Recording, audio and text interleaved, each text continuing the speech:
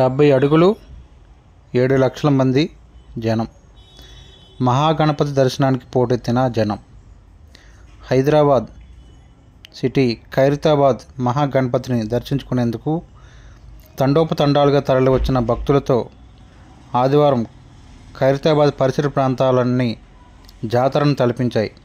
Metro, RTC, MMTS రైళ్లలో భక్తులు రద్దీగా తరలివచ్చారు.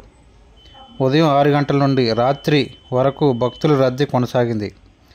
ఆదివారం ఒకే ఒక్క రోజు 7 లక్షల మంది 70 అడుగుల మహాగణపతిని దర్శించుకోవడానికి తరలి వచ్చారని అంచనా.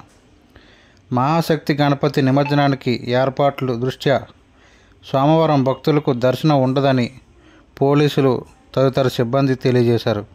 కావున భక్తులు ఈ విషయాన్ని గమనించి